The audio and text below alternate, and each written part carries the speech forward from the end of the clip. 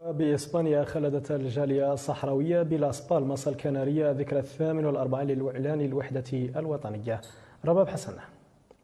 نظمت مساء السبت 14 أكتوبر الجالية الصحراوية بجزيرة غران كناريا لقاء تواصليا بمناسبة تخليد الذكرى 48 لإعلان الوحدة الوطنية واليوم الوطني للخيمة، وذلك ببلدية سانتا لوثيا بلاس بالماس، والذي أشرفت على تنظيمه جمعية الجالية الصحراوية بالجزيرة. اللقاء حضره ممثل الجبهة بكناريا الأخ علي سالم سيدي الزين، حيث ألقى كلمات قيمية بمناسبة الحدث تطرق من خلالها إلى الظروف الوطنية والإقليمية التي أقيم فيها لقاء عين بنتيليا التاريخي يوم 12 أكتوبر 75 900 وألف، وذلك مغزى وأهداف هذا الملتقى التاريخي والذي نتج عنه إعلان الوحدة الوطنية تحت إشراف الجبهة الشعبية لتحرير الساقية الحمراء وادي الذهب من أجل توحيد نضال ومجهودات وكفاح الشعب الصحراوي ضد الاستعمار الإسباني آنذاك وسياسة التوسع التي نهجها الاحتلال المغربي لأراضينا الطاهرة. كما حضر الحدث رئيس الجمعية الكنارية للتضامن مع الشعب الصحراوي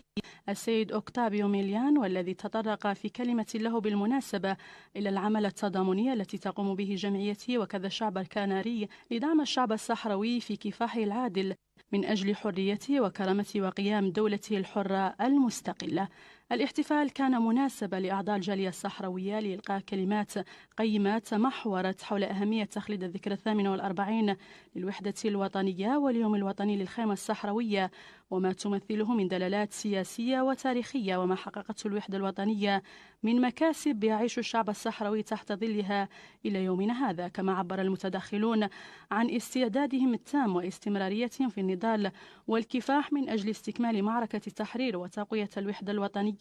وتمتين لحمة الشعب الصحراوي المكافح على كافة تراب الجمهورية الصحراوية.